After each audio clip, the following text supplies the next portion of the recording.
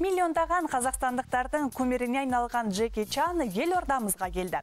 Ол біздің ыстық ықыласымыз бен қонақ жайлығымызға дән риза.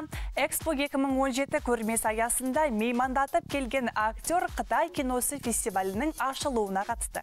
Атаңызға айналған Джеки Чан Қазақстанға түнделетіп ұшып келді. Елорданың әуежайында оны Астана әкімі Әсет Исекешевтің өзі қарсы алды. Құшағы гүлге толған Чан мырзаның қазақы қонақжайлыққа разы болғанын жүзінен ақ аңғарасыз. Ұйымдастырушылардың айтуынша Джекиді елге келтіру үшін 2 апта келіссөз жасалыпты. Маған Қазақстан туралы көп айтты. Сіздердің әсем табиғаттарыңыз бен байлықтарыңыз туралы естідім. Бұған көзім жетті. Осы жақта кино түсіру идеясы да пайда болды. Джеки Чан 7-18 маусым аралығында Астанада өтетін Қазақстан-Қытай кинофестивалінің мәртебелі мейманы. Бұл шараға 63 жастағы актер 6 толық метражды фильмімен қатар «Кунг-фу йога» атты басты кинокартинасын ала келген. Гиннестің рекордтар кітабына еніп, Оскар еншілеп, түсірілім алаңында талай дүрбелеңді бастан кешкен ол қызықтарымен де бөлісті. Түсірілім алаңында менің міндетім көп. Мен режиссер, продюсер, актер, қажет болса монтаждаймын да. Түсірілім болған жердің идеяны жуа беремін. Мұның барлығы маған өмірді жан-жақты түсінуге үлкен көмегін тигізіп келеді. Қазақстан-Қытай кинофестивалінде Джеки мырза өзін тәнті еткен қазақ баласы Димаш Құдайбергенді де тілге тиек етті. Ол былтыр Димаштың қолынан шапан киіп, өзі де естелікке күртеше сыйлаған еді.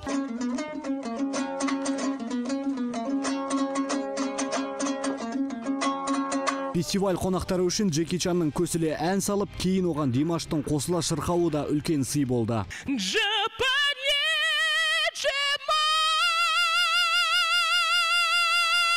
Миллиондардың көмері Джеки Чанның бұл Қазақстанға тұңғыш сапары. Енді Экспо 2017 халықаралық көрмесі аясында елордалықтар біраз әлемдік жұлдыздардың төбесін көріп қалмақ. Серік Ноянбайлы, ревю жаңалықтары.